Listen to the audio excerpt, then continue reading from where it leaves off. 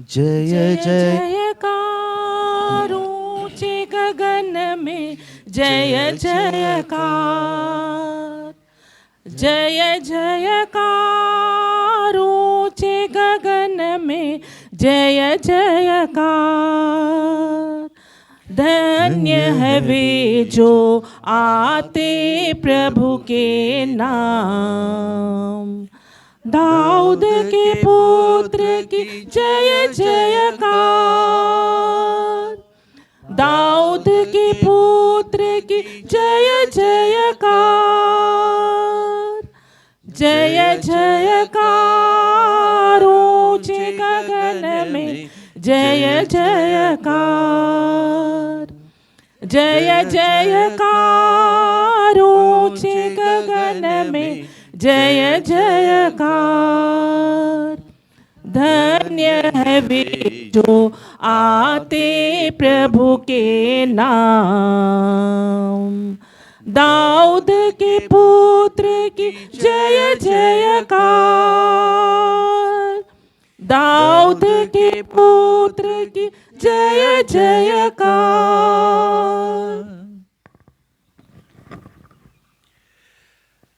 पिता और पुत्र और पवित्र आत्मा के नाम पर आमीन। हमारे प्रभु यीशु ख्रिस्त की कृपा, ईश्वर का प्रेम तथा पवित्र आत्मा का साहचर्य आप सबों को प्राप्त हो और आपके आत्मा के साथ। ख्रिस्त में मेरे अति प्यारे भाई और बहनों, राखबूत के दिन हम चालीसा का आरंभ किए थे और प्रथम दिन में ही हमें नबी योवेल के ग्रंथ से यह प्रेरणा दी गई थी कि अपने वस्त्र फाड़ कर नहीं लेकिन हृदय से पश्चाताप करते हुए प्रभु के पास लौट आओ। और संत मती के सुसमाचार से हम लोगों ने सुना था यीशु अपने शिष्यों को कैसे प्रार्थना, उपवास और भिक्षा दान करते हुए अपनी आत्मा को तैयार करने की प्रेरणा दी थी। हम सब कोई चालीसा के इस पावन काल को बिताए हैं, अपने अपने रीति से अपनी आत्माओं को तैयार किए हैं।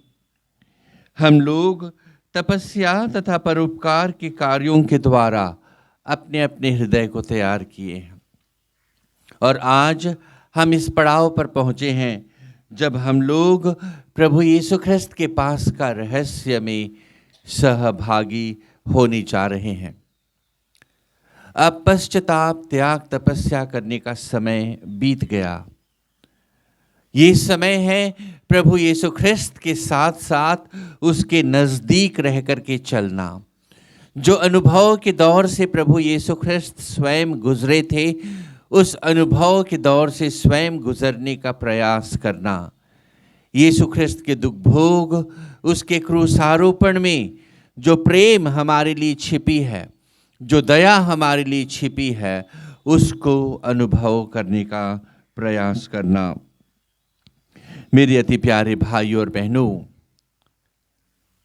इस पुण्य सप्ताह में प्रवेश करते हुए आज हम उस महान रहस्य को याद करते हैं जब प्रभु यीशु ख्रिस्त निर्भय होकर के एक शांतिमय राजा के सदृश यरूशलेम में प्रवेश करते।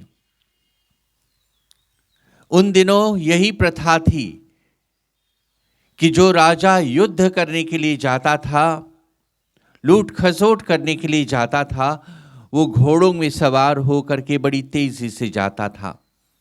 लेकिन जब युद्ध समाप्त हो जाती, शांति स्थापना करने का समय आता, तो अक्सर राजा लोग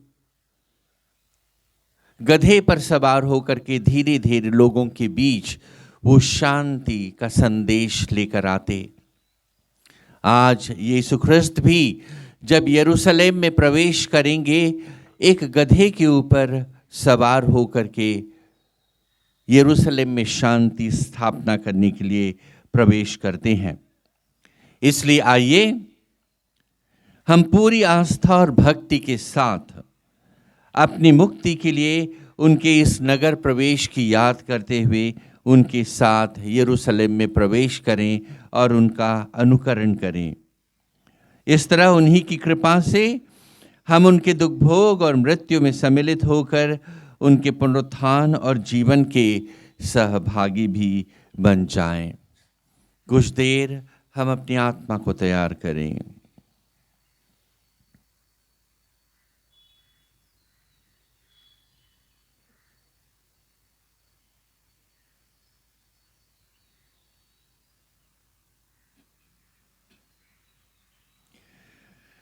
हम प्रार्थना करें।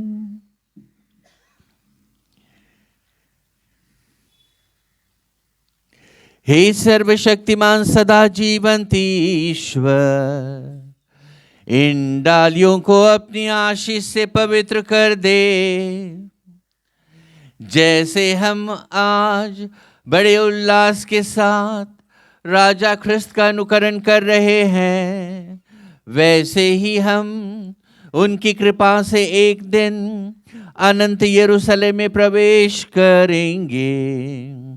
वह युगानुयुग जीते रहते और राज्य करते हैं।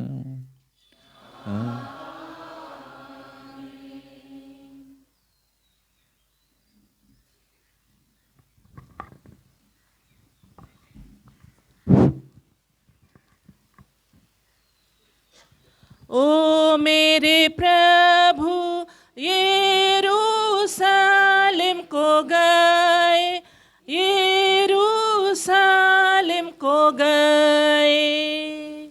ओ मेरे प्रभु यरूशलेम को गए, यरूशलेम को गए।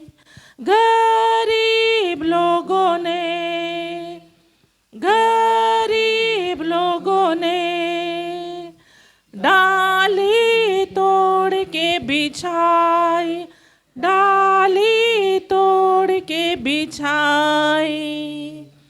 ओ मेरे प्रभु यरूशलेम को गए, यरूशलेम को गए। धनी लोगों ने, धनी लोगों ने कपड़े मार्ग में बिछाए, कपड़े मार्ग में बिछाए। ओ मेरे प्रभु यरूशलेम को गए, यरूशलेम को गए। आगे पीछे चेलों ने, आगे पीछे चेलों ने जय जय उनकी पुकारी, जय जय उनकी पुकारी। ओ मेरे प्रभु यरूशलेम को गए, यरूशलेम को गए।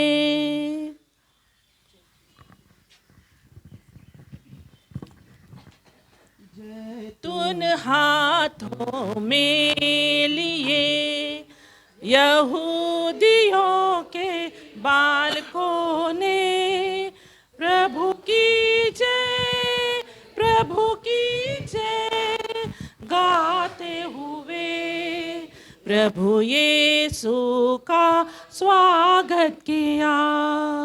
जैतून हाथों में लिए, जो कुछ इसमें है, संसार और जो इसमें निवास करते हैं, यह सब प्रभु का है।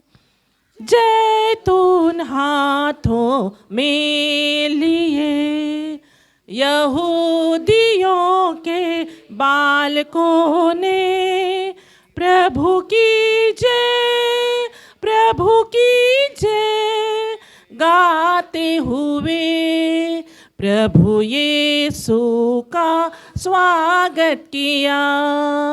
जैतून हाथों में लिए।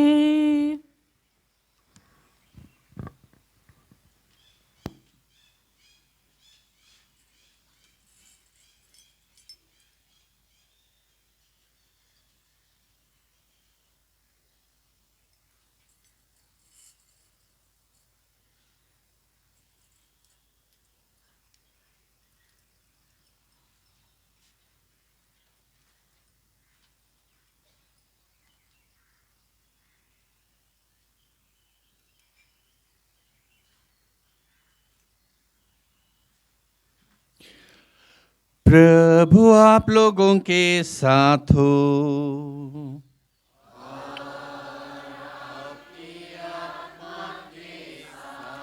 संत लूकस के अनुसार पवित्र सुसमाचार।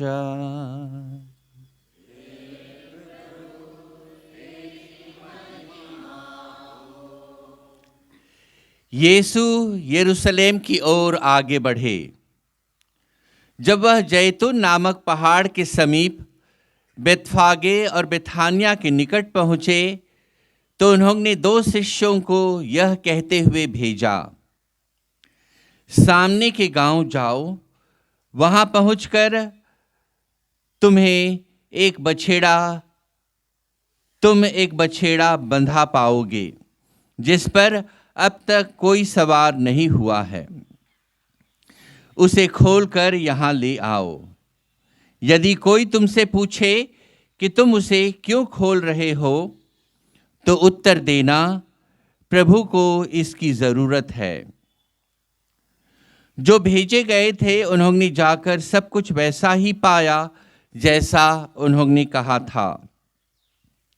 जब वे बछेड़ा खोल रहे थे तो उसके मालिकों ने उनसे कहा, इस बछेड़े को क्यों खोल रहे हो?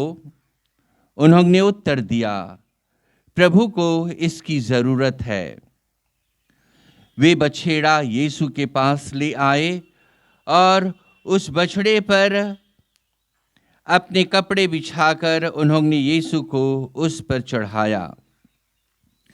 ज्यों-ज्यों यीशु आगे बढ़ते जा रहे थे, लोग रास्ते पर अपने कपड़े बिछाते जा रहे थे।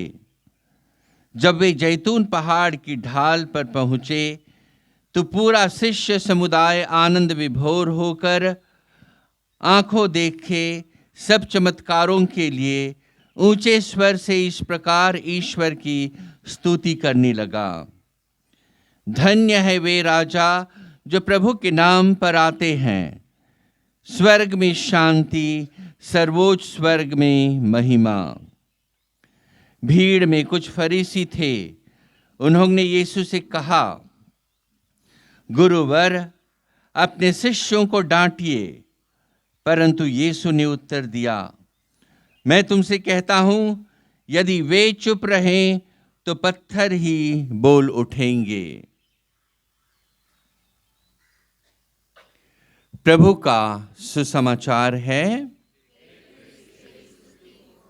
मेरे अति प्यारे भाई और बहनों, हमने अभी अभी संत लूकस के सुसमाचार से यीशु ख्रिस्त का यरूशलेम प्रवेश की घटना को सुना है। आइए हम भी यरूशलेम के निवासियों के सदृश, यीशु ख्रिस्त के शिष्यों के सदृश आनंद विभोर होकर के यीशु ख्रिस्त का जय जयकार करते हुए शांतिपूर्वक इस जुलूस में निकलें।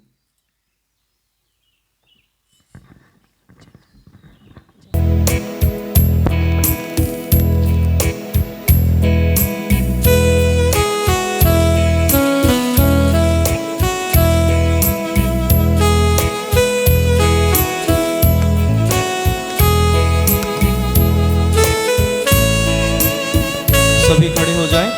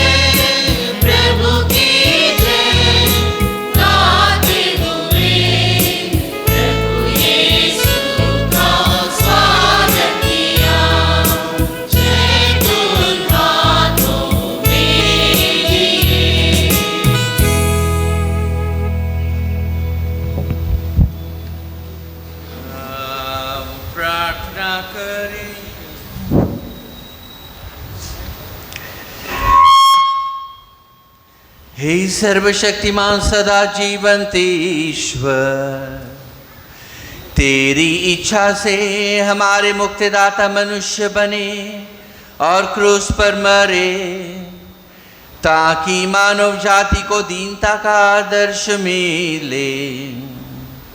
हम उनके दुख भोग से शिक्षा ग्रहण करें और उनके पुनरुत्थान के सहभागी बन जाएं। वह तेरे तथा पवित्र आत्मा के संग ईश्वर होकर युगानुयुग जीते रहते और राज्य करते हैं।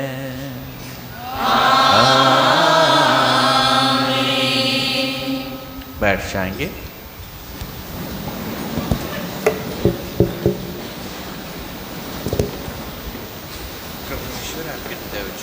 शुद्ध करिए ताकि आप ईश्वर का वचन योग्य से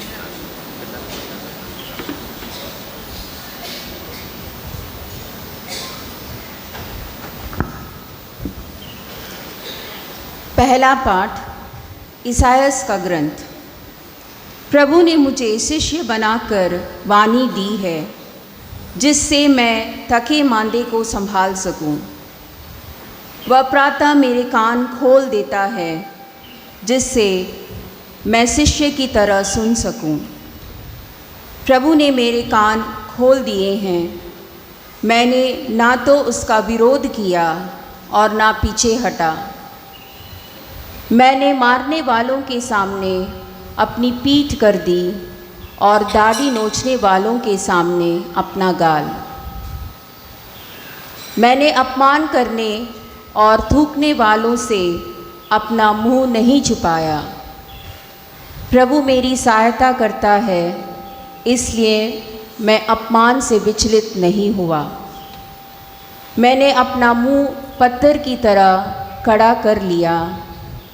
मैं जानता हूँ कि अंत में मुझे निराश नहीं होना पड़ेगा। प्रभु की वाणी।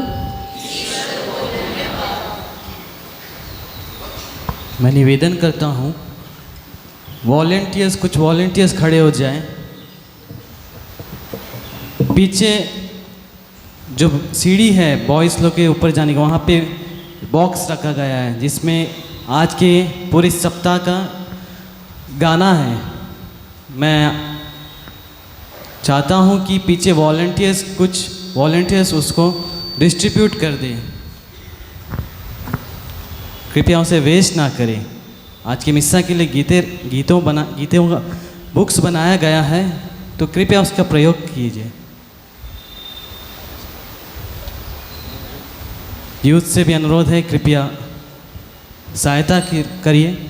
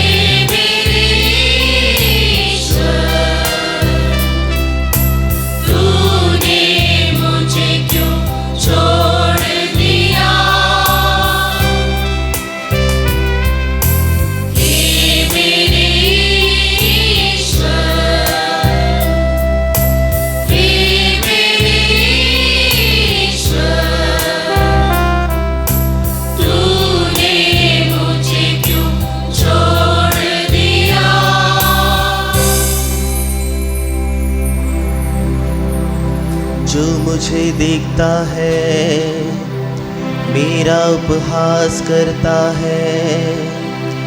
मुझे चिढ़ाने के लिए लोग मुंह से कोड़ते और सिर हिलाते हैं।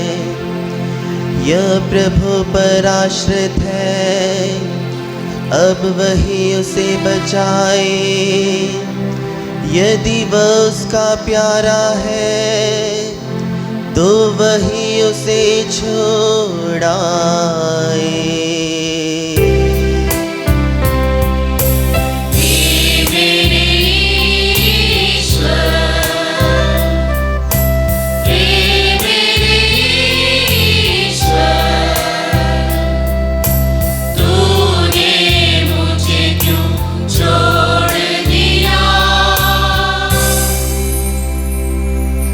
कुत्तों का झुंड मेरे चारों ओर खड़ा है।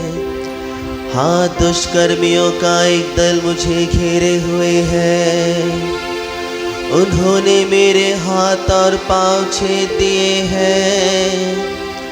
मैं अब अपनी एक एक हड्डी गिन सकता हूँ।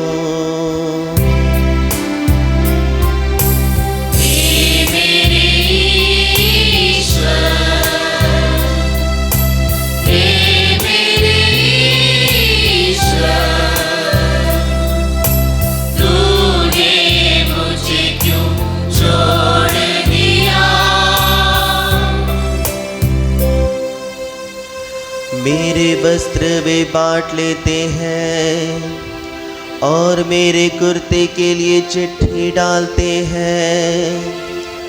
अब हे प्रभु, तू मुझसे दूर न खड़ा रह। हे मेरे सहायक, मेरी सहायता को शीघ्र आ।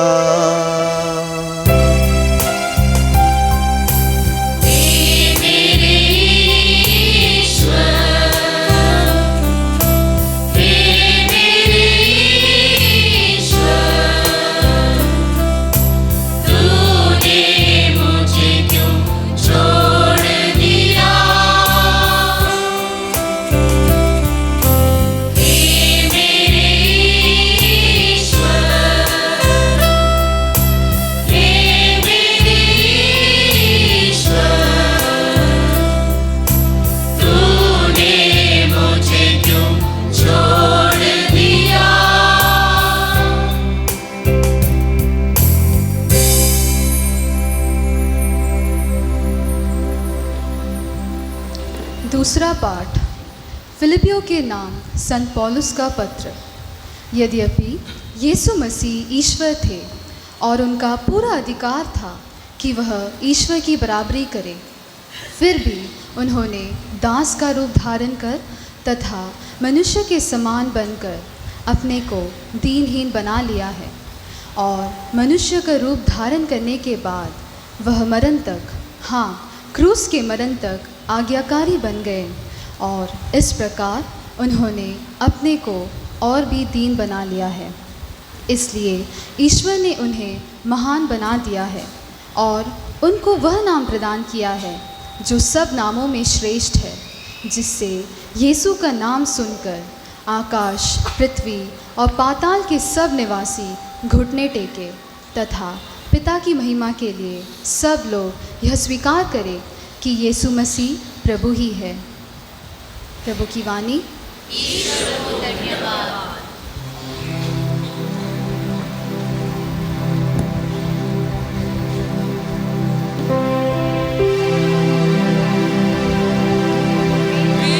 हमारे लिए मरण आज्ञाकारी बन गए हैं। इसलिए परमेश्वर ने उसको महान बना दिया है और उनको ऐसा नाम प्रदान किया है जो सब नामों में श्रेष्ठ है।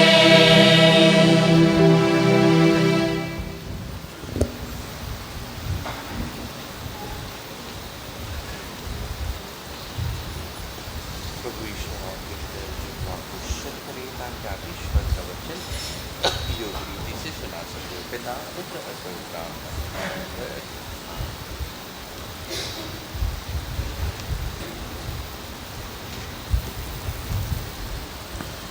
प्रभु के दुख भोग की कथा के लिए कृपया सभी कोई बैठ जाएं।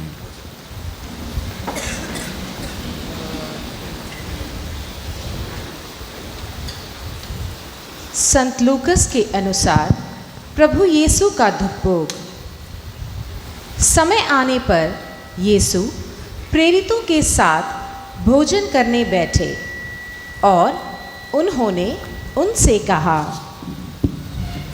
मैं कितना चाहता था कि दुख भोगने के पहले पास्का का यह भोजन तुम्हारे साथ करूं, क्योंकि मैं तुमसे कहता हूं जब तक यह ईश्वर के राज्य में पूर्ण ना हो जाए मैं इसे फिर नहीं खाऊंगा। इसके बाद यीशु ने प्याला लिया, धन्यवाद की प्रार्थना पढ़ी और कहा, इसे ले लो और आपस में बांट लो, क्योंकि मैं तुमसे कहता हूँ जब तक ईश्वर का राज्य ना आए मैं दाख का रस फिर नहीं पीऊँगा। उन्होंने रोटी ली और धन्यवाद की प्रार्थना पढ़ने के बाद उसे तोड़ा और यह कहते हुए शिष्यों को दिया, यह मेरा शरीर है जो तुम्हारे लिए दिया जा रहा है, यह मेरी स्मृति में किया करो। इसी तरह उन्होंने भोजन के बाद यह कहते हुए प्याला दिया, यह प्याला मेरे रक्त का नूतन विधान है, यह तुम्हारे लिए बहाया जा रहा है। देखो मेरे विश्वासघाती का हाथ मेरे साथ मेज पर है। मानव पुत्र तो जैसा लिखा है चला जाता है, किंतु धिक्कार उस मनुष्य को जो से पकड़वाता है। वे एक दूसरे से पूछने लगे कि हम लोगों में से कौन यह काम करने वाला है। उनमें यह विवाद छिड़ गया कि हम में से कौन सबसे बड़ा समझा जाए। यीशु ने उनसे कहा, संसार में राजा अपनी प्रजा पर निरंकुश शासन करते हैं और सत्ताधारी संरक्षक कहलाना चाहते हैं, परंतु तुम लोगों में ऐसा नहीं है। जो तुम में बड़ा है वह सबसे छोटे जैसा बने और जो अधिकारी है वह सेवक जैसा बने। आखिर बड़ा कौन है, वह जो मेज पर बैठता है अथवा वह जो परोसता है? वही ना जो मेज पर बैठता है। परंतु मैं तुम लोगों में सेवक जैसा हूँ। तुम लोग संकट के समय मेरे साथ रहे। मेरे पिता ने मुझे राज्य प्रदान किया है, इसलिए मैं तुम्हें यह वरदान देता हूँ कि तुम मेरे राज्य में मेरी मेज पर खाओगे पियोगे और सिंहासनों पर बैठकर इस्राएल के 12 वंशों का न्याय करोगे। सिमोन सिमोन, शैतान को तुम लोगों को गेहूं की तरह फटकने की अनुमति मिली है, परंतु मैंने तुम्हारे लिए प्रार्थना की है जिससे तुम्हारा विश्वास नष्ट न हो। जब तुम फिर सही रास्ते पर आ जाओगे तो अपने भाइयों को भी संभालना। पेतरुस ने उनसे कहा, प्रभु, मैं आपके साथ बंदीगृह जाने और मरने को भी तैयार हूँ। किंतु यीशु ने कहा, पेतरुस, मैं तुमसे कहता हूँ कि आज मुर्गे के बांग देने से पहले ही तुम 3 बार यह अस्वीकार करोगे कि तुम मुझे जानते हो। यीशु ने उनसे कहा, जब मैंने तुम्हें थैली, झोली और जूतों के बिना भेजा था तो क्या तुम्हें किसी बात की कमी हुई थी? उन्होंने उत्तर दिया, किसी की भी नहीं। इस पर यीशु ने कहा, परंतु अब जिसके पास थैली है वह उसे ले ले, और अपनी झोली भी, और जिसके पास नहीं है वह अपना कपड़ा बेचकर तलवार खरीद ले। क्योंकि मैं तुमसे कहता हूँ कि धर्म ग्रंथ का यह कथन मुझ में अवश्य ही पूरा होगा।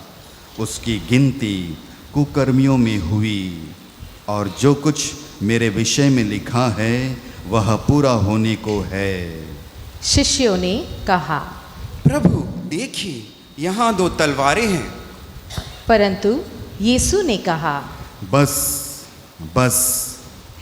यीशु बाहर निकलकर अपनी आदत के अनुसार जैतून पहाड़ चल दिए। उनके शिष्य भी उनके साथ हो लिए। यीशु ने वहाँ पहुँचकर उनसे कहा, प्रार्थना करो जिससे तुम परीक्षा में ना पड़ जाओ। तब वह पत्थर फेंकने की दूरी तक उनसे अलग हो गए और घुटने टेक कर यह प्रार्थना करने लगे, हे पिता, यदि तू ऐसा चाहे तो यह प्याला मुझसे हटा ले, फिर भी मेरी नहीं बल्कि तेरी ही इच्छा पूरी हो। तब उन्हें स्वर्ग का एक दूत दिखाई पड़ा, जिसने उनका ढारस बंधाया। वह प्राण पीड़ा में पड़ने के कारण और भी एकाग्र होकर प्रार्थना करते रहे, और उनका पसीना रक्त की बूंदों की तरह धरती पर टपकता रहा। वह प्रार्थना से उठकर अपने शिष्यों के पास आए, और यह देखकर कि वे उदासी के कारण सो गए हैं, उन्होंने उनसे कहा, तुम लोग सोते क्यों हो? उठो और प्रार्थना करो, जिससे तुम परीक्षा में ना पड़ जाओ। यीशु यह कह ही रहे थे कि एक दल आ पहुंचा। यूदस 12 में से एक उस दल का अगुवा था। उसने यीशु के पास आकर उनका चुंबन किया। यीशु ने उससे कहा, यूदस, क्या तुम चुंबन देकर मानव पुत्र के साथ विश्वासघात कर रहे हो? यीशु के शिष्यों ने यह देखकर कि क्या होने वाला है, उनसे कहा, प्रभु, क्या हम तलवार चलाएं? और उनमें से एक ने प्रधान याजक के नौकर पर प्रहार किया और उसका दाहिना कान उड़ा दिया। किंतु यीशु ने कहा, रहने दो, बहुत हुआ। और उसका कान छूकर उन्होंने उसे अच्छा कर दिया। जो महायाजक, मंदिर आरक्षी के नायक और नेता यीशु को पकड़ने आए थे, उनसे उन्होंने कहा,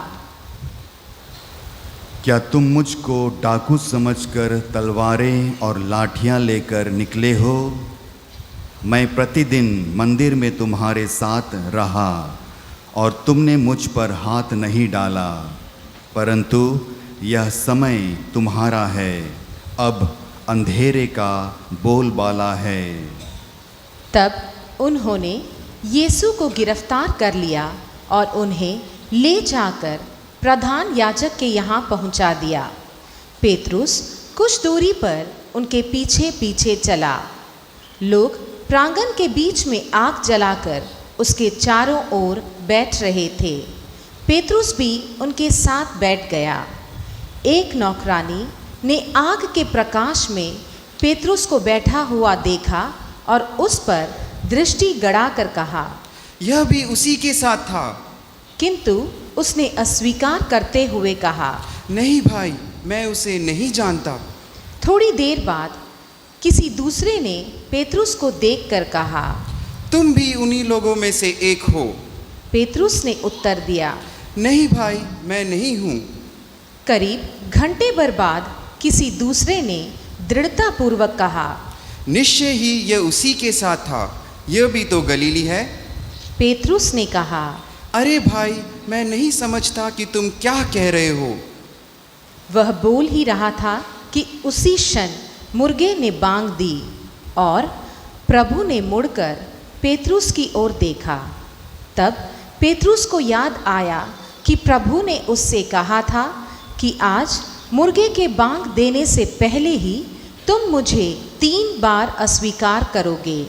और वह बाहर निकलकर फूट फूट कर रोने लगा। यीशु पर पहरा देने वाले प्यादे उनका उपहास और उन पर अत्याचार करने लगे। वे उनकी आंखों पर पट्टी बांधकर उनसे पूछते थे, यदि तू नबी है तो हमें बता, किसने तुझे मारा है? वे और बहुत कुछ कहकर उनका अपमान करते रहे। दिन निकलने पर जनता के नेता, महायाजक और शास्त्री एकत्र हो गए और उन्होंने यीशु को अपनी महासभा में बुलाकर उनसे कहा, यदि तुम मसीह हो तो हमें बता दो। उन्होंने उत्तर दिया, यदि मैं आप लोगों से कहूँ तो आप मेरा विश्वास नहीं करेंगे, और यदि मैं प्रश्न करूँ तो आप लोग उत्तर नहीं देंगे। परंतु अब से मानव पुत्र सर्वशक्तिमान ईश्वर के दाहिने विराजमान होगा। इस पर सब के सब बोल उठे, तो क्या तुम ईश्वर के पुत्र हो? यीशु ने कहा, यह आप लोग ठीक कहते हैं, मैं वही हूँ। और वे कहने लगे, हमें और गवाही की ज़रूरत ही क्या है? हमने तो स्वयं इसके मुंह से सुन लिया है। तब सारी सभा उठ खड़ी हो गई और वे उन्हें पिलातुस के यहाँ ले गए। वे यह कहकर यीशु पर अभियोग लगाने लगे, हमें मालूम हो गया है कि यह मनुष्य हमारी जनता में विद्रोह फैलाता है, कैसर को कर देने से लोगों को मना करता है और अपने को मसीह राजा कहता है। पिलातुस ने यीशु से यह प्रश्न किया, क्या तुम यहूदियों के राजा हो? यीशु ने उत्तर दिया, यह आप ठीक कहते हैं। तब पिलातुस ने महायाजकों और भीड़ से कहा, मैं इस मनुष्य में कोई दोष नहीं पाता। उन्होंने यह कहते हुए आग्रह किया, यह गलीलिया से लेकर यहाँ तक यहूदिया के कोने कोने में अपनी शिक्षा से जनता को उकसाता है। पिलातुस ने यह सुनकर पूछा कि क्या यह मनुष्य गलीली है? और यह जानकर कि यह हेरोद के राज्य का है, उसने यीशु को हेरोद के पास भेज दिया। वह भी उन दिनों यरूशलेम में था। हेरोद यीशु को देखकर बहुत प्रसन्न हुआ। वह बहुत समय से उन्हें देखना चाहता था, क्योंकि उसने यीशु की चर्चा सुनी थी और उनका कोई चमत्कार देखने की आशा करता था। वह यीशु से बहुत से प्रश्न करता रहा, परंतु उन्होंने उसे कोई उत्तर नहीं दिया। इस बीच महायाजक और शास्त्री जोर जोर से यीशु पर अभियोग लगाते रहे। तब हेरोद ने अपने सैनिकों के साथ यीशु का अपमान तथा उपहास किया और उन्हें भड़कीले वस्त्र पहनाकर पिलातुस के पास वापस भेजा। उसी दिन हेरोद और पिलातुस मित्र बन गए। पहले तो उन दोनों में शत्रुता थी। अब पिलातुस ने महायाजकों, शासकों और जनता को बुलाकर उनसे कहा, आप लोगों ने यह अभियोग लगाकर इस मनुष्य को मेरे सामने पेश किया है कि यह जनता में विद्रोह फैलाता है।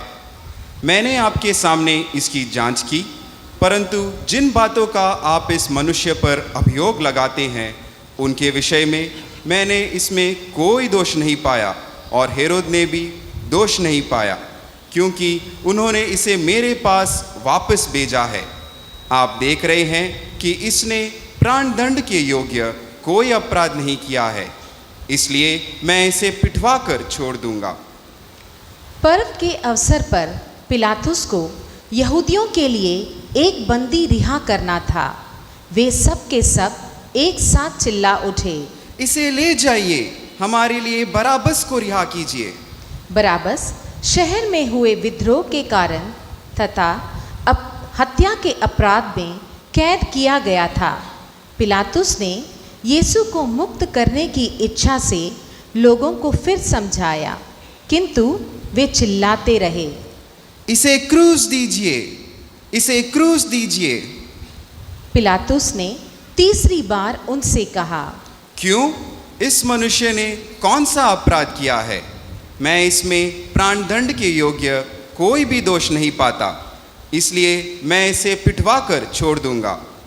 परंतु वे चिल्ला चिल्लाकर आग्रह करते रहे कि उसे क्रूस दिया जाए, और उनका कोलाहल बढ़ता जा रहा था। तब पिलातुस ने उनकी मांग पूरी करने की निश्चय किया।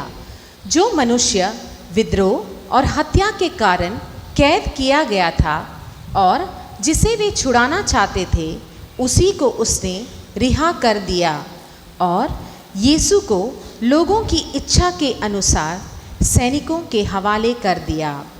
जब वे यीशु को ले जा रहे थे तो उन्होंने देहात से आते हुए सिमोन नामक किरीनी निवासी को पकड़ा और उस पर क्रूस रख दिया, जिससे वह उसे यीशु के पीछे पीछे ले जाए। लोगों की भारी भीड़ उनके पीछे पीछे चल रही थी। उनमें नारियां भी थी जो अपनी छाती पीटते हुए उनके लिए विलाप कर रही थी। यीशु ने उनकी ओर मुड़कर कहा, यरूशलेम की बेटियों, मेरे लिए मत रो, अपने लिए और अपने बच्चों के लिए रो, क्योंकि वे दिन आ रहे हैं जब लोग कहेंगे, धन्य है वे स्त्रियां जो बांझ हैं, धन्य है वे गर्भ जिसने प्रसव नहीं किया, और धन्य है वे स्तन जिन्होंने दूध नहीं पिलाया। तब लोग पहाड़ों से कहने लगेंगे, हम पर गिर पड़ो, और पहाड़ियों से हमें ढक लो, क्योंकि यदि हरी लकड़ी का यह हाल है तो सूखी का क्या होगा। वे यीशु के साथ दो कुकर्मियों को भी प्राणदंड के लिए ले जा रहे थे। वे खोपड़ी की जगह नामक स्थान पहुँचे। वहाँ उन्होंने यीशु को और उन दो कुकर्मियों को भी क्रूस पर चढ़ाया, एक को उनके दाएं और एक को उनके बाएं। यीशु ने कहा, पिता, इन्हें क्षमा कर, क्योंकि ये नहीं जानते कि क्या कर रहे हैं। तब उन्होंने उनके कपड़े के कई बाँक किए और उनके लिए चिट्ठी निकाली। जनता वहाँ रुककर यह सब देख रही थी। नेता यह कहते हुए उनका उपहास करते थे, इसने दूसरों को बचाया। यदि यह ईश्वर का मसीह और परमप्रिय है तो अपने को बचाए। सैनिक भी उनका उपहास करते थे। वे पास आकर उन्हें खट्टी अंगूरी देते हुए कहते थे, यदि तू यहूदियों का राजा है तो अपने को बचा। यीशु के ऊपर लिखा हुआ था, यह यहूदियों का राजा है।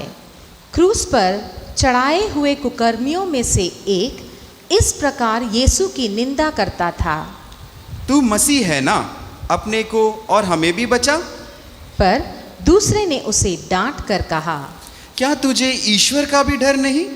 तू तो वही दंड भोग रहा है।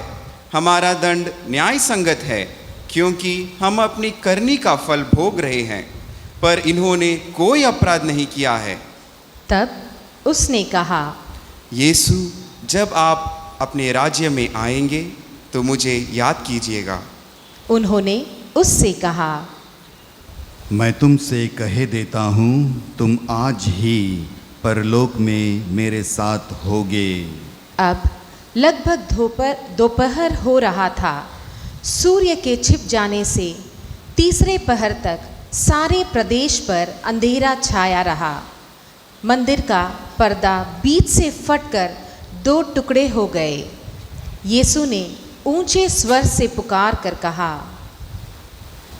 हे पिता, मैं अपनी आत्मा को तेरे हाथों सौंप देता हूँ। और यह कहकर उन्होंने प्राण त्याग दिए। कृपया घुटने टेकें।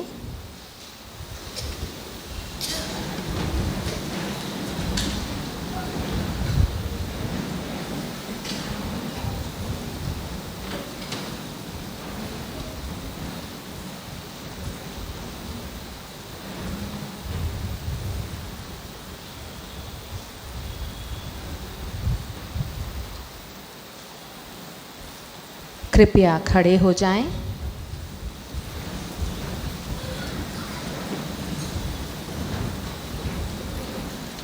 शतपति ने यह सब देखकर ईश्वर की स्तुति करते हुए कहा, निश्चय ही यह मनुष्य धर्मात्मा था। बहुत से लोग यह दृश्य देखने के लिए इकट्ठे हो गए थे। वे सब के सब इन घटनाओं को देखकर अपनी छाती पीटते हुए लौट गए। यीशु के सब परिचित और गलीलिया से उनके साथ आई हुई नारियां कुछ दूरी पर से यह सब देख रहे थे। महासभा का यूसुफ नामक सदस्य निष्कपट और धार्मिक था। वह सभा की योजना और उसके षड्यंत्र से सहमत नहीं हुआ था। वह यहूदिया के अरिमतिया नगर का निवासी था और ईश्वर के राज्य की प्रतीक्षा में था। उसने पिलातुस के पास जाकर यीशु का शव मांगा। उसने शव को क्रूस से उतारा और छालटी के कफन में लपेटकर एक ऐसी कब्र में रख दिया जो चट्टान में खुदी हुई थी और जिसमें कभी किसी को नहीं रखा गया था। उस दिन शुक्रवार था और विश्राम का दिन आरंभ हो रहा था। जो नारियां यीशु के साथ गलीलिया से आई थी, उन्होंने यूसुफ के पीछे पीछे चलकर कब्र को देखा और यह भी देखा कि यीशु का शव किस तरह रखा गया है। लौटकर उन्होंने सुगंधित द्रव्य तथा विलेपन तैयार किया और विश्राम के दिन नियम के अनुसार विश्राम किया। प्रभु का पवित्र सुसमाचार। तेरी स्तुति हो।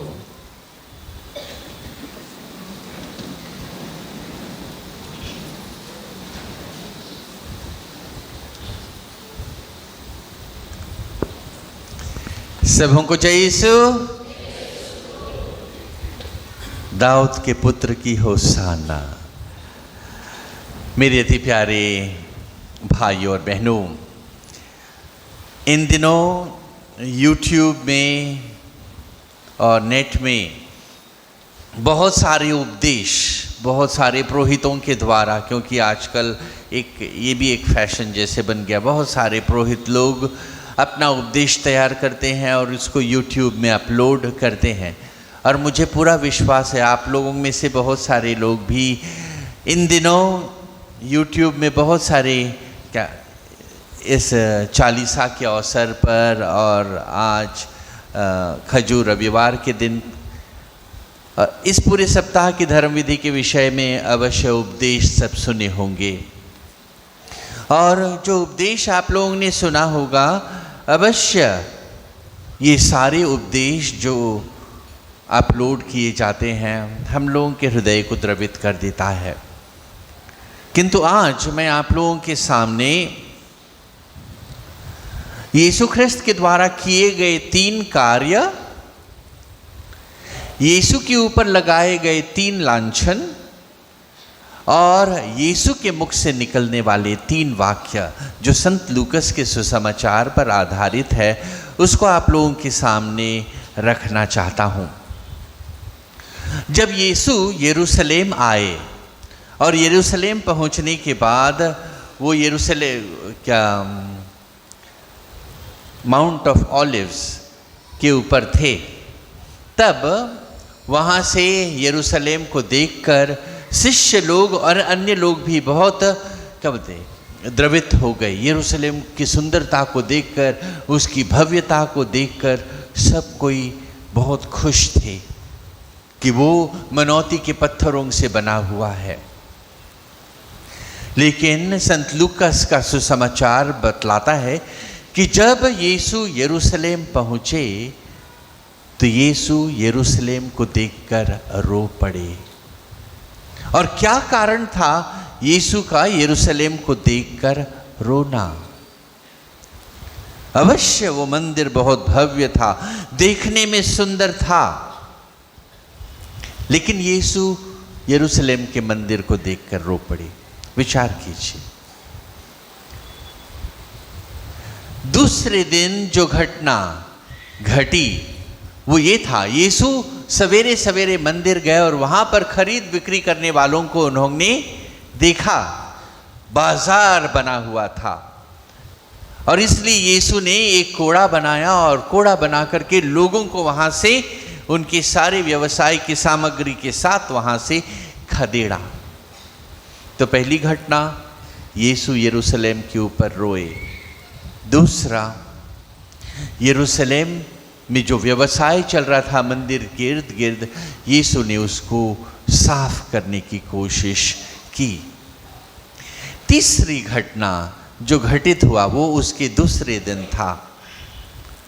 यीशु एक अंजीर के पेड़ के पास गए और वहां उसको खाने के लिए कोई अंजीर नहीं मिला, तो यीशु ने उस अंजीर के पेड़ को श्राप दिया, इसके बाद तुझसे कोई फल नहीं खाएगा। और वह अंजीर का पेड़ सूख गया और मर गया। ये तीन घटनाओं को याद रखिएगा। पहला, यीशु का यरूशलेम के ऊपर विलाप करना, यरूशलेम के मंदिर को साफ करना और उस अंजीर के पेड़ को श्राप देना। क्यों यीशु ने उस अंजीर के पेड़ को श्राप दिया? क्योंकि वो फलदायक नहीं था, उसमें कोई फल नहीं था। ये तीनों बातें हमारे जीवन से संबंधित है। जब यीशु क्रूस पर लटकाए गए थे, संत लूकस के अनुसार यीशु के ऊपर तरह तरह के लांछन लगाए गए, लेकिन तीन मुख्य लांछन जो यीशु के ऊपर लगाए जो समान हैं। पहला, जो वहाँ नेता लोग थे, फरीसी और सदूकी लोग थे, उन्होंने यीशु को क्रूस पर लटकते समय उनसे कहा, इसने दूसरों को बचाया, अभी हो सके तो वो स्वयं को बचा ले, स्वयं को बचाए। उसी तरह सैनिक लोग भी, आप मसीह हैं ना, जीवंत ईश्वर के पुत्र हैं, तो खुद को बचा लीजिए। सैनिक लोग भी यही यीशु को इस तरह की चुनौती दिए। और उसके बाद वो बाएं में लटका हुआ जो सैनिक था, डाकू था, जो बाएं में लटका हुआ था, वो भी यीशु की ओर देख करके बोलता है, यदि तू मसीह है तो खुद को बचा और हम लोगों को भी बचा। अंग्रेजी में जो शब्द का प्रयोग किया गया है, सेव योरसेल्फ, अपने आप को बचाओ। दुनिया की रीत यही है मेरे प्यारे भाई और बहनों। जो नेता लोग थे वे लोग भी यीशु को बोलते हैं, तू खुद को बचा ले, अपने आप को बचाओ, हम तुम्हारा बचाव करने वाले नहीं, अपने आप को बचाओ। वो सैनिक लोग भी बोलते हैं, तू अपने आप को बचा ले।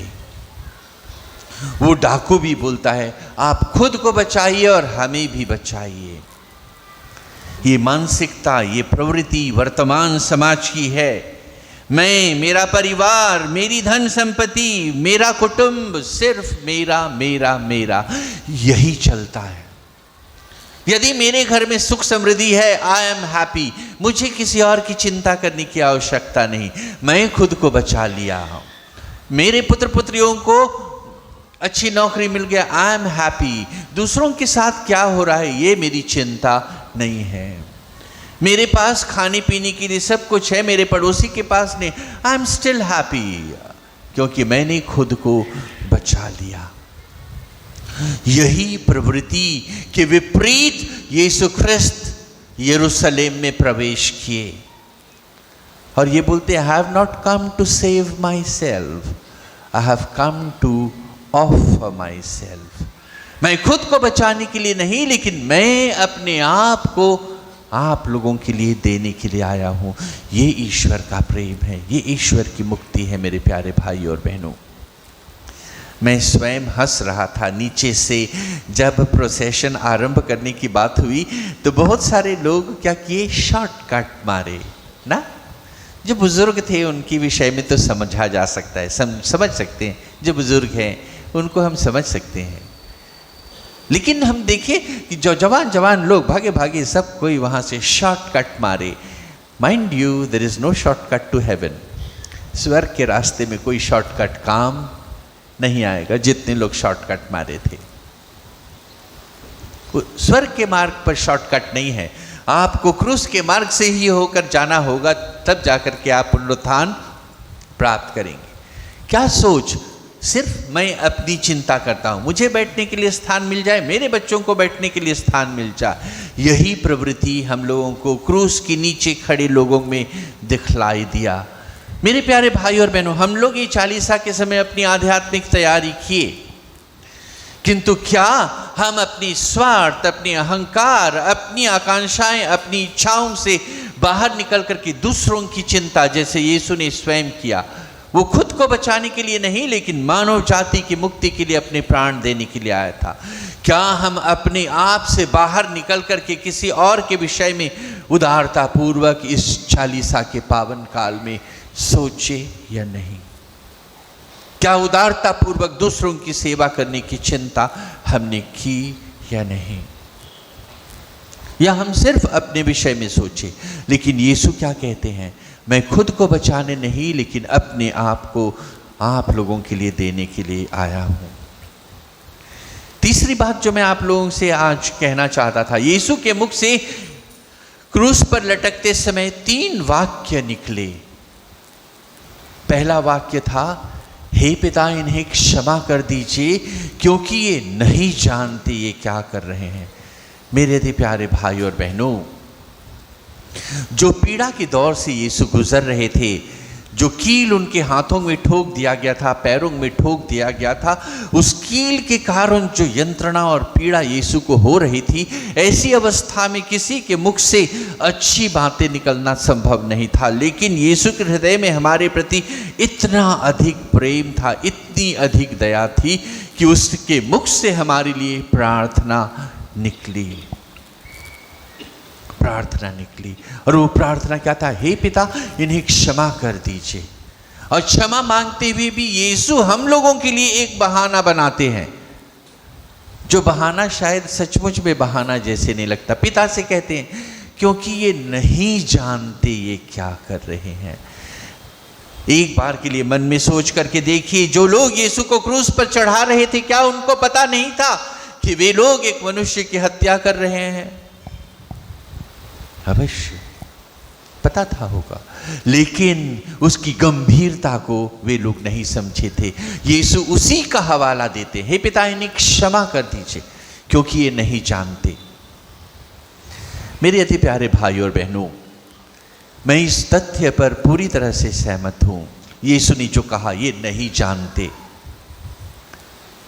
फुल्टन जे शीन एक बहुत सुंदर पुस्तक लिखे हैं, the last 7 words of Jesus and the capital since.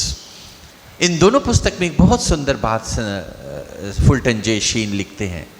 मेरे प्यारे भाई और बहनों, यदि वहाँ पर बैठे पुरोहित के पास जाकर के पाप स्वीकार करने से जो कृपा और आशीष हमें मिल सकती है, पाप स्वीकार संस्कार में ईश्वर जो हमारे लिए कृपाएं संजोए रखा है, जो क्षमा हमारे लिए संजोए रखा है, जो आशीष हमें देने के लिए तैयार है, जो प्रेम से हमें फिर से अपने पुत्र पुत्री के रूप में ग्रहण करने के लिए तैयार है, पाप स्वीकार संस्कार में जो कृपा छिपी है, अगर हम उसको भली भांति जानते तो हम अवश्य हमेशा पाप स्वीकार करते।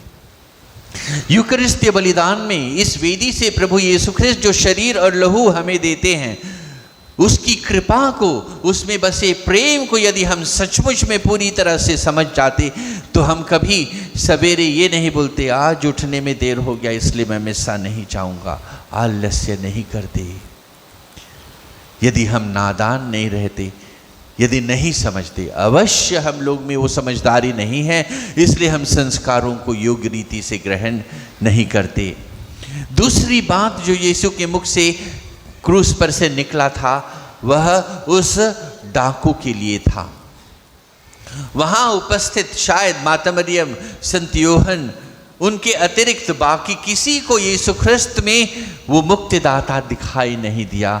सिर्फ उस डाकू को, क्रूस पर लटकते हुए यीशु ख्रिस्त में, जिनका शरीर इतना विकृत हो गया था कि वो मानो भी नहीं जान पड़ रहा था, हारा हुआ मनुष्य लग रहा था, एक दोषी लग रहा था, जिसकी अवहेलना की जा रही थी, जिसके सर पर कांटों का मुकुट था, कोई ताज नहीं था, बावजूद इसके वो डाकू उस मरते हुए व्यक्ति में, उस हारे हुए व्यक्ति में अपनी मसीह को पहचान पाया। क्या हम उस क्रूस पर लटके यीशु में अपनी मसीह को पहचानते? जब जब हम अपनी आंखें उस क्रूस की तरफ उठाते, क्या हम यीशु को अपने मुक्तिदाता के रूप में पहचानते? वो डाकू पहचाना, इसलिए उसने प्रार्थना की, प्रभु अपने राज्य में मुझे याद कीजिए। और वो कितना सुंदर जवाब पाया, एक प्रतिज्ञा पाया, निश्चय ही आज तुम मेरे साथ स्वर्ग में होगे। मेरे प्यारे भाई और बहनों, माता मरियम को भी, पेतरुस को भी, संत योहन जो यीशु ख्रिस्त का प्रिय शिष्य था, उसको भी इतनी बड़ी प्रतिज्ञा प्राप्त नहीं हुई जो उस डाकू को उसके अंतिम समय में प्रार्थना करने के कारण से प्राप्त हुआ। निश्चय ही तुम आज मेरे साथ स्वर्ग में होगे। मेरे अति प्यारे भाई और बहनों, आज इस क्षण यीशु ख्रिस्त की क्रूस की ओर देखकर क्या हम उसमें अपने मसीह को पहचानते हैं? क्या हम हृदय से द्रवित होकर पश्चातापी हृदय लिए उसके पास अपने लिए कृपा मांगने जाते? और अंततः तीसरा वाक्य जो यीशु ने कहा, हे पिता, मैं अपनी आत्मा तेरे हाथों सौंप देता हूँ। क्या आज हम अपना जीवन प्रभु के हाथों सौंपने के लिए तैयार हैं? अंत करने के पूर्व एक वाक्य जो मैं आप लोगों को, एक और घटना जो रखना चाहता हूँ, जो हमने यीशु समाचार नीचे ग्राउंड में सुना। यीशु अपने शिष्यों को बोले, आगे जो गांव है वहाँ जाइए और वहाँ तुम्हें बंधा हुआ एक बछेड़ा मिलेगा। यीशु वो गांव नहीं पहुँचे थे। यदि पीछे का गांव के विषय में बोलते, मैं अभी डेयरी फार्म से आया तो जंगली घाट में कुछ देखा, तो बोल सकता हूँ किसी को, हाँ जंगली घाट जाइए, फलाना दुकान के पास फलाना चीज़ मिलेगा। नहीं, लेकिन यीशु जो गांव नहीं पहुँचे थे, आगे के गांव के विषय में बोलते, वहाँ जाओ, वहाँ तुम्हें खूंटे से बंधा हुआ एक बछेड़ा मिलेगा, उसको खोल करके लेके आओ। मेरे अति प्यारे भाई और बहनों, वो बछेड़ा कहाँ बंधा था यीशु को मालूम था। वो बंधा हुआ था, ये भी यीशु को मालूम था। शायद हम लोग इस गधे के समान हैं। हम कहाँ हैं, किस स्थिति में हैं, किन पापों से बंधे हुए हैं, यीशु को भली भांति पता है। बस हमें इस बछेड़े की तरह क्या करना है, यीशु को अपने आप को खोलने देना है, यीशु को अपने ऊपर सवार होने देना है, जिससे कि हम उसकी शांति, आनंद, क्षमा और दया को प्राप्त कर सकें।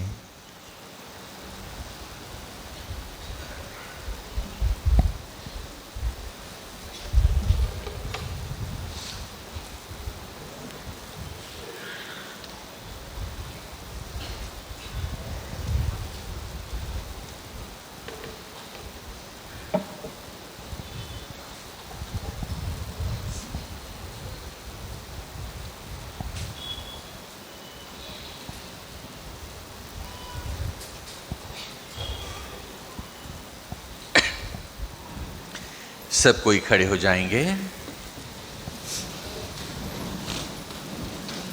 प्रेरितों का धर्मसार। सर्वशक्तिमान पिता परमेश्वर पर मैं विश्वास करता हूँ और उसके इकलौते पुत्र हमारे प्रभु यीशु क्रिस्त पर, जो पवित्र आत्मा के द्वारा करने पर कुंवारी मरियम से जन्म लिया, पौलुस पिलातुस के समय दुख उठाया, क्रूस पर ठोका गया, मर गया, मारा गया, तीसरे दिन मृतकों में से जी उठा, स्वर्ग गया, सर्वशक्तिमान पिता परमेश्वर के दाहिने विराजमान है, वहाँ से जीवितों और मृतकों का न्याय करने को आएगा। मैं पवित्र आत्मा पर, पवित्र काट की कलीसिया, धर्मियों के संबंध, पापों की क्षमा, देह का पुनरुत्थान और अनंत जीवन पर मैं विश्वास करता हूँ। आमीन। आइए प्रिय भाई और बहनों, हम बड़े विनम्रता के साथ आज प्रभु की शरण लें और उनसे कृपा और आशीष मांगें। हमारा जवाब होगा, हे पिता हमारी प्रार्थना सुन। हे पिता हमारी प्रार्थना सुन।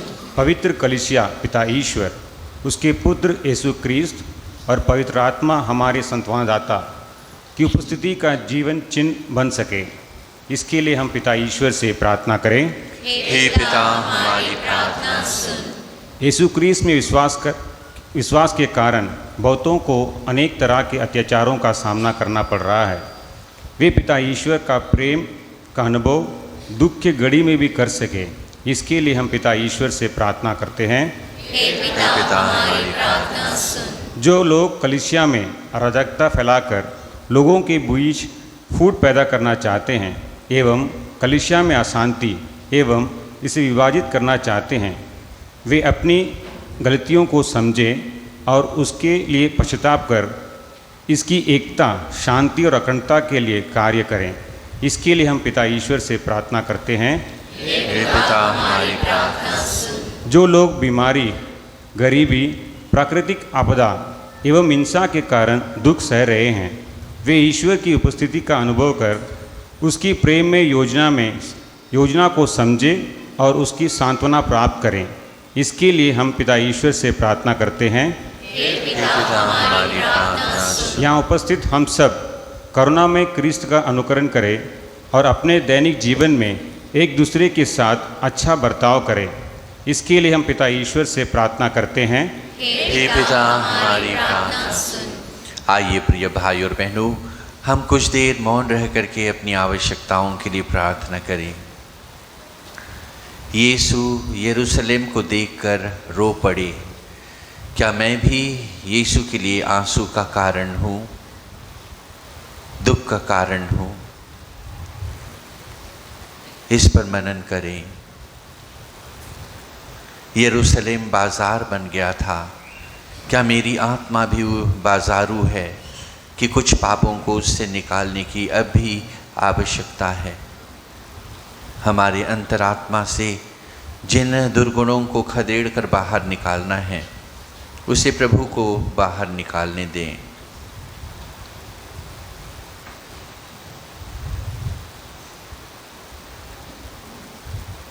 आइए हम माता मरियम की आरक्षा खोजें, उनकी मध्यस्थता से प्रार्थना करें। प्रणाम मरिया।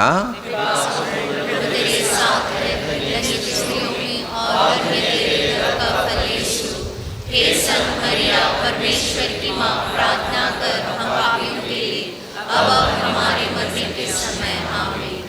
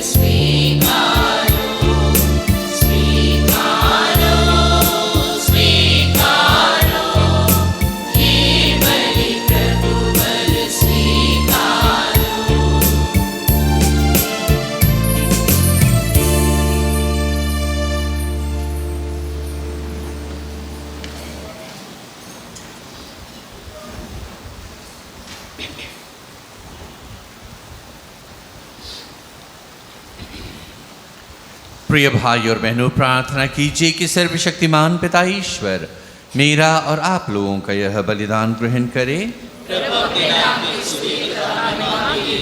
और हमारे तथा अपने समस्त पवित्र आपने हाथों से हे प्रभु, अपने इकलौते पुत्र के दुख भोग के फलस्वरूप तू हमसे शीघ्र ही प्रसन्न होने की कृपा कर। हम अपने पुण्य कर्मों से तुझे प्रसन्न नहीं कर सकते, इसलिए इस एकल बलि द्वारा हमें अपनी दया क्षमा प्रदान कर। हमारे प्रभु ख्रिस्त के द्वारा।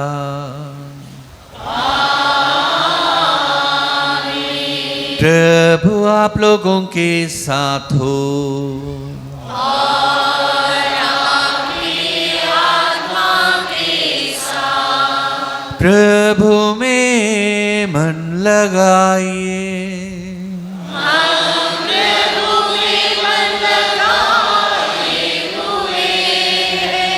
हम अपने प्रभु ईश्वर को धन्यवाद दें।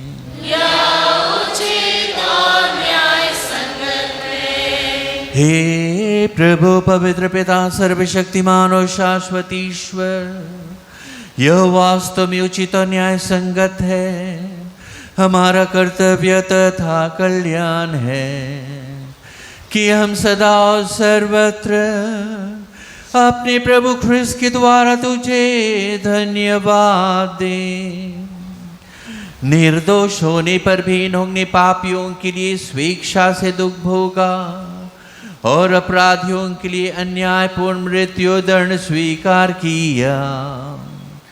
अपने मृत्यु द्वारा इन्होंने हमारे अपराध मिटा दिए और अपने पुनरुत्थान द्वारा हमें फिर से धर्मी बना दिया है। इसलिए सभी स्वर्गदूतों के साथ मिलकर हम बड़े समारोह के साथ तेरा स्तुति गान करते हैं।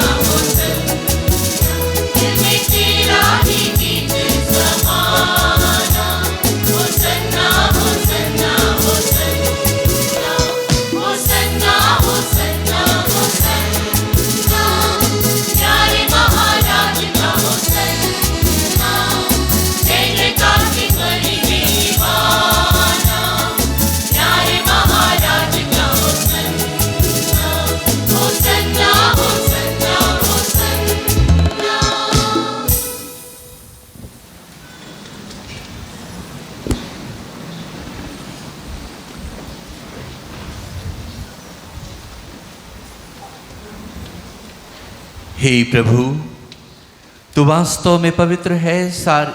यह उचित है कि तेरी सारी सृष्टि तेरा गुणगान करे, क्योंकि तू अपने पुत्र हमारे प्रभु यीशु ख्रिस्त के द्वारा और पवित्र आत्मा की शक्ति से सभी प्राणियों को जीवन तथा पवित्रता प्रदान करता है।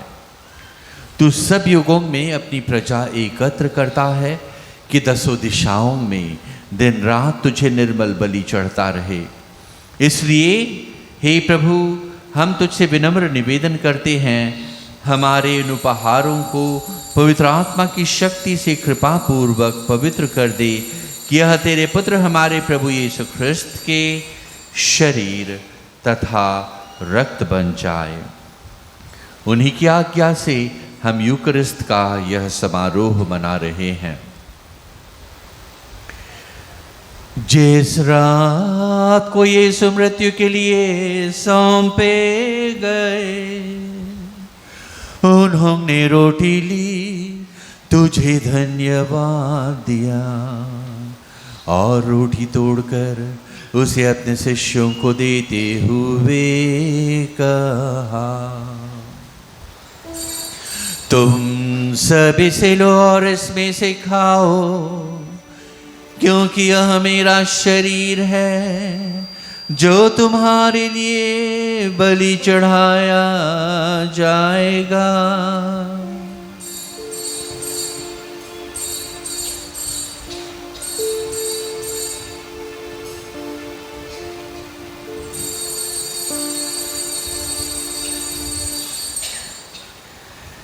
इसी भांति भोजन के बाद उन्होंने कटोरा लिया, तुझे धन्यवाद दिया और उसे अपने शिष्यों को देते हुए कहा,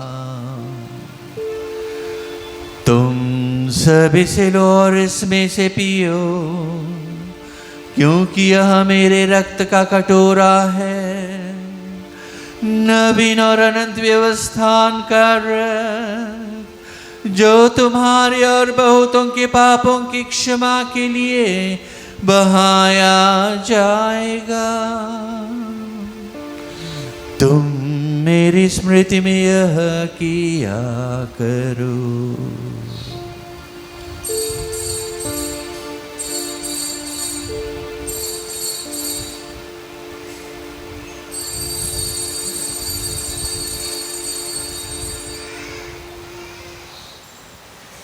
विश्वास का रहस्य।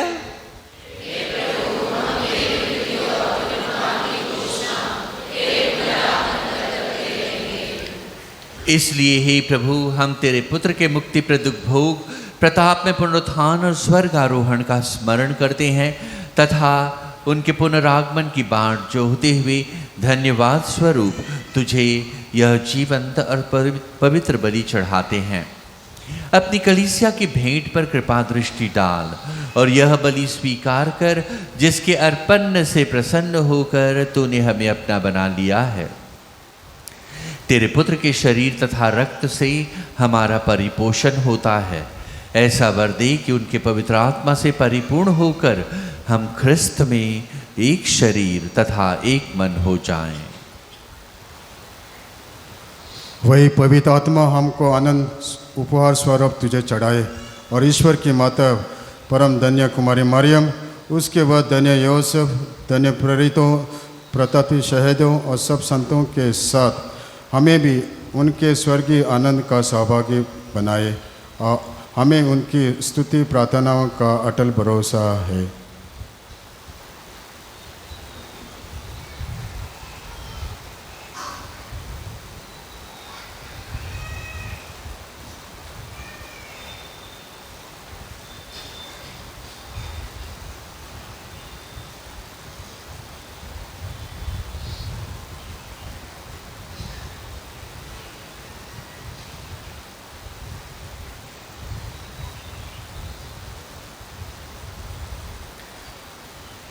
हे प्रभु, तुझसे निवेदन है, हमारे पुनर्मिलन की यह बलि समस्त संसार में शांति तथा कल्याण की वृद्धि करे। अपने सेवक संत पिता फ्रांसिस, हमारे धर्माध्यक्ष सल्वराज, सभी धर्माध्यक्षों, सभी याजकों तथा इस पृथ्वी पर समस्त यात्री कलीसिया को विश्वास तथा प्रेम में दृढ़ रखने की कृपा कर। हे दयालु पिता, तेरी सेवा में उपस्थित अपनी प्रजा की याचनाएं कृपा पूर्वक स्वीकार कर।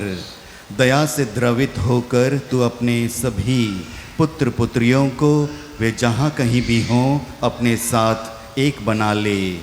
हमारे मृत भाई बहनों को अपने राज्य में प्रवेश पाने दे और उन सब को भी जो तेरी सेवा करते हुए परलोक सिधार चुके हैं। हम लोग भी वहीं पहुंचने की आशा करते हैं ताकि हम सब एक साथ तेरी महिमा के दर्शन से अनंत काल तक तृप्त होते रहें। हमारे प्रभु क्रिस्त के द्वारा जिनसे सभी उत्तम दान हमें प्राप्त होते हैं।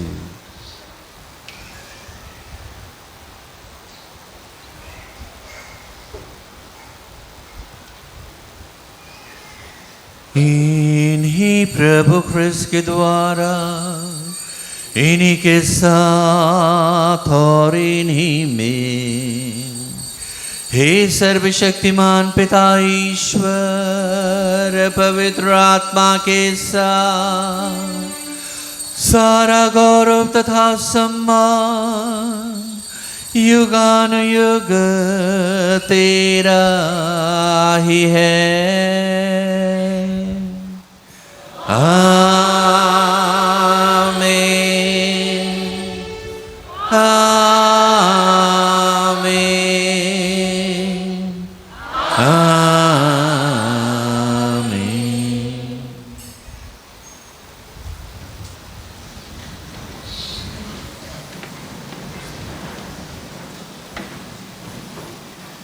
आइए प्रिय भाई और बहनों, मुक्तिदाता के आदेश पर और अब दिव्य शिक्षा से सुदृढ़ होकर हम आनंद पूर्वक और साहस के साथ पिता के पास वही प्रार्थना चढ़ाएं जो प्रभु ने हमें सिखाया है।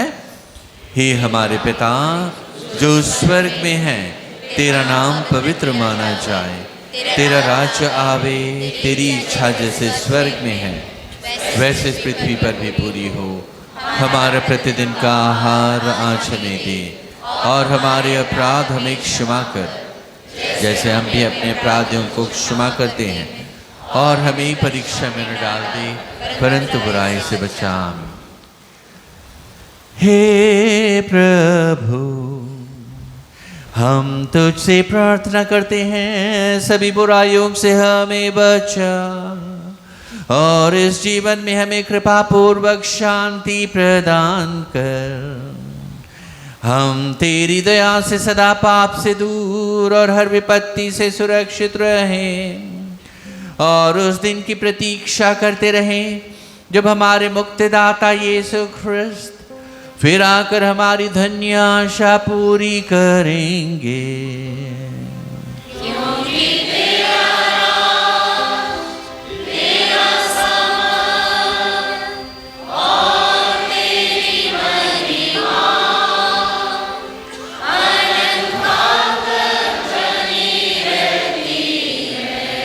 हे प्रभु यीशु ख्रिस्त, तूने अपने प्रेरितों से कहा है, मैं तुम्हारे लिए शांति छोड़ जाता हूँ, अपनी शांति तुम्हें प्रदान करता हूँ। तू हमारे पापों पर नहीं अपनी कलीसिया के विश्वास पर दृष्टि डाल और उसे कृपा पूर्वक शांति तथा एकता प्रदान कर।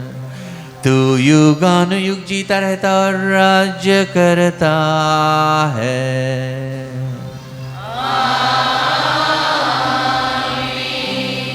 प्रभु की शांति सदा आप सबों के साथ रहे और आपकी आत्मा के साथ। हम परस्पर शांति अभिवादन करें। ख्रिस्त की शांति।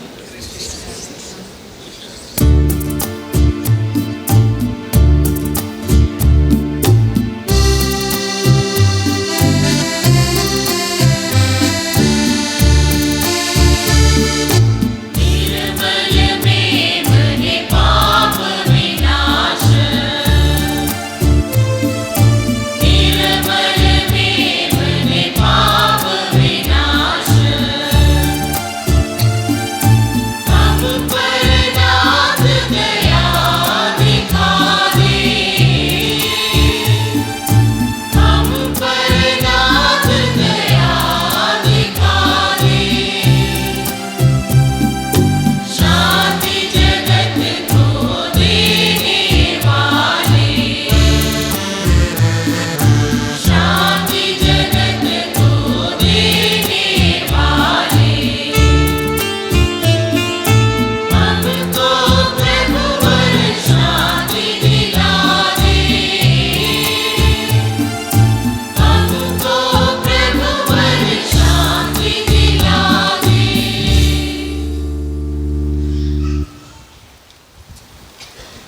प्रिय भाई और बहनों, ये देखिए हमारे प्रभु यीशु ख्रिस्त, ईश्वर का मेमना, जो संसार के पाप हर लेते हैं। धन्य है हम सब जो आज प्रभु की इस भोज में बुलाए गए हैं।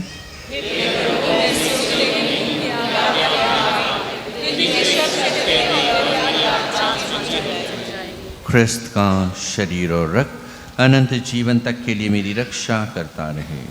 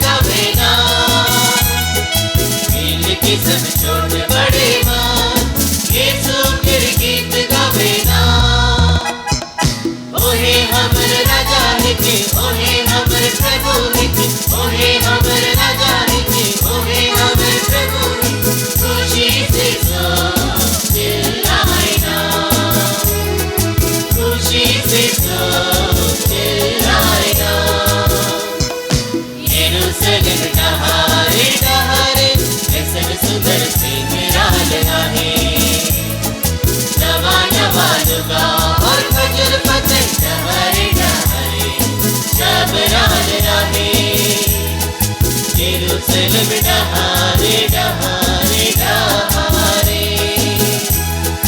यरूशलेम डहारे डहारे डहारे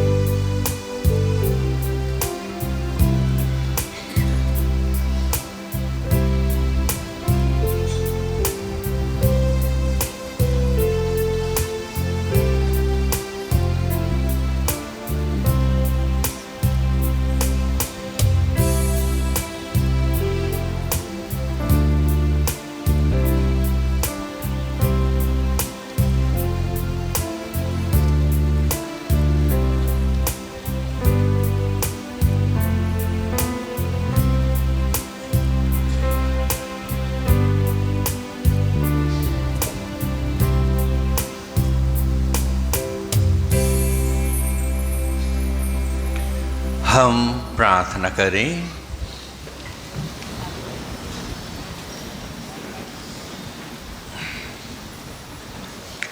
हे प्रभु, इन पवित्र उपहारों से पोषित होकर हम तुझसे विनम्र निवेदन करते हैं कि जैसे तूने अपने पुत्र की मृत्यु से विश्वास का फल प्राप्त करने की आशा हमें दी है, वैसे ही उनके पुनरुत्थान के प्रभाव से हमें अपने लक्ष्य तक पहुंचा दे। हमारे प्रभु ख्रिस्त के द्वारा। आमीन। जुबली प्रार्थना।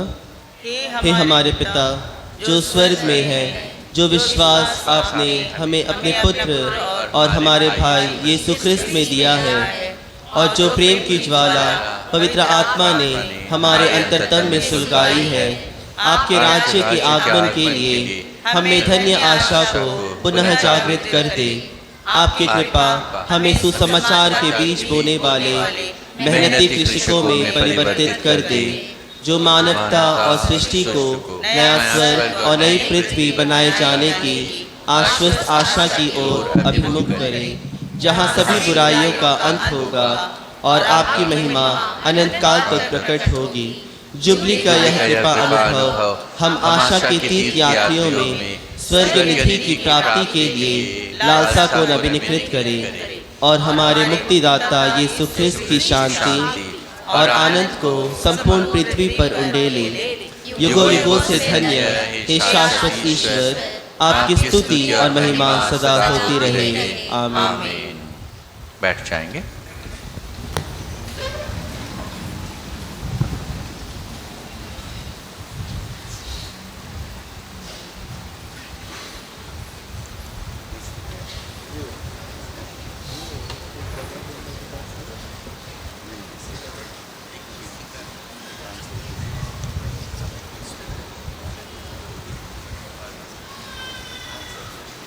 सबको जयसु।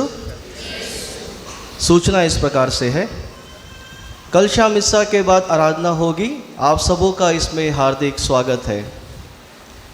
आज मिस्सा के बाद बच्चों के लिए धर्म शिक्षा क्लास नहीं होगी। सोमवार 14 अप्रैल को पल्ली के युवाओं के लिए शाम के मिस्सा के बाद आराधना और पावसिका रखा गया है। पल्ली के सभी युवाओं से इसमें अधिक संख्या में भाग लेने की आग्रह की जाती है। पास्का जागरण मिस्सा में जो कुर्सी पर बैठना चाहेंगे, प्रथम 4 लाइन पर रखी कुर्सी का मूल्य 50 रुपये होगा और उनके पीछे की लाइन की कुर्सी का मूल्य 30 रुपये होगा। पहले आओ पहले पाओ के आधार पर टिकट का वितरण होगा।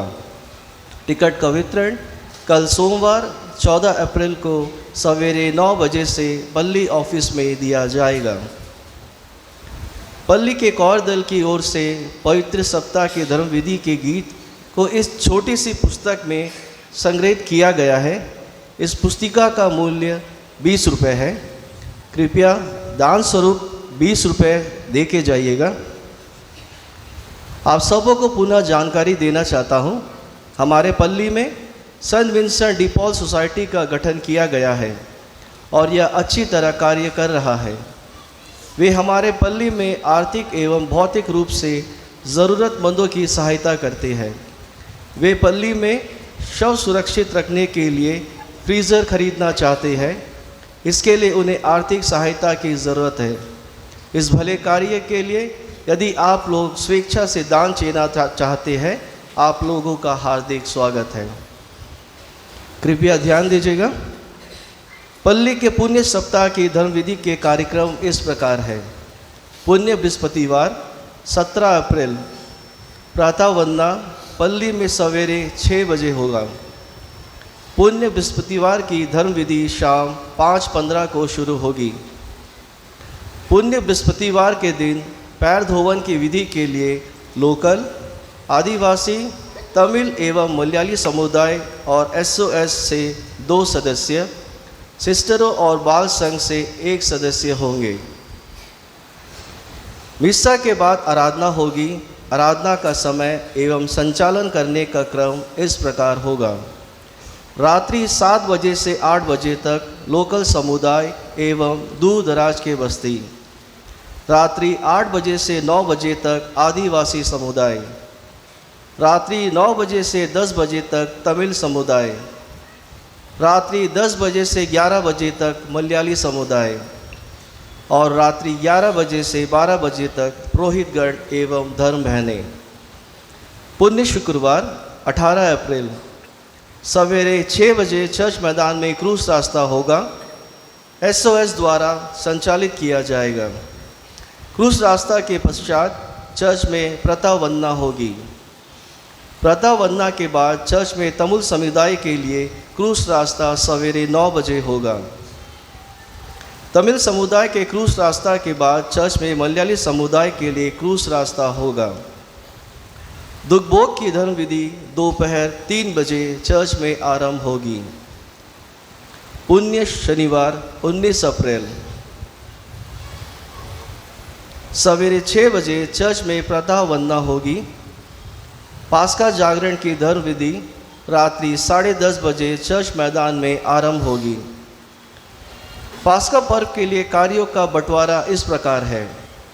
मिस्सा के गीतों का संचालन कैथेड्रल कॉयर, स्टेज श्रृंगार मलयाली समुदाय, वेदी की व्यवस्था करना SOS यूथ, चर्च के भीतर श्रृंगार लोकल समुदाय, मैदान में कुर्सी की व्यवस्था करना आदिवासी समुदाय, चर्च के बाहर एवं मैदान में श्रृंगार तमिल समुदाय, पवित्र जल के लिए जल की व्यवस्था करना मरिया सेना।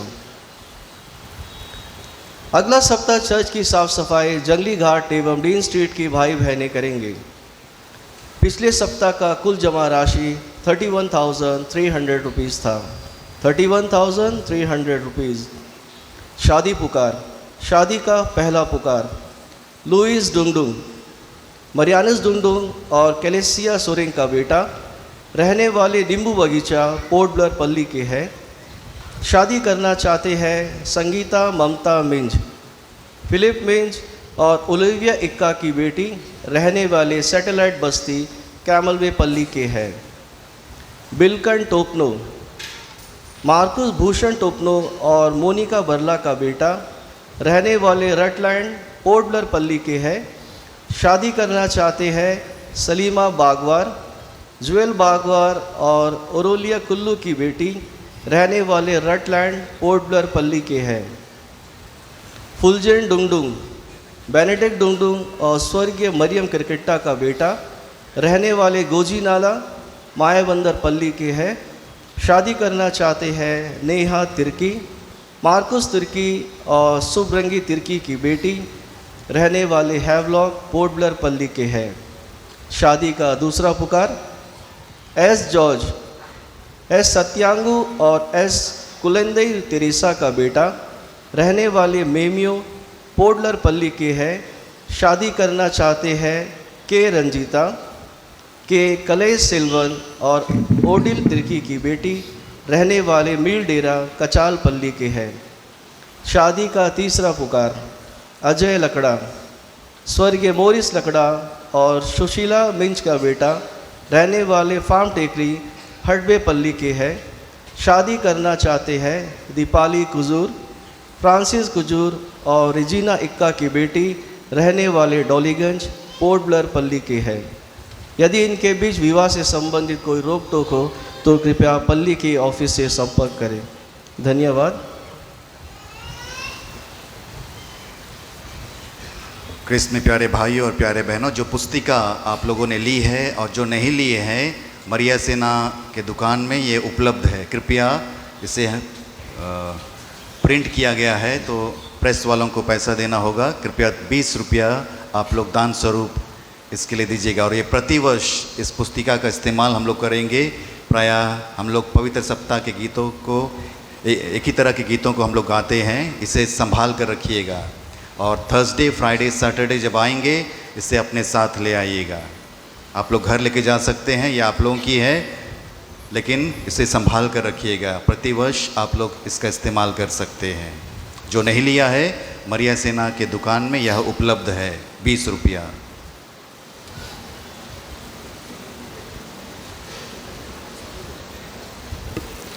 अंतिम आशीष के लिए खड़े हो जाएंगे। प्रभु आप लोगों के साथ हो और आपकी आत्मा के साथ। सर झुका करके प्रभु का आशीर्वाद ग्रहण कीजिए।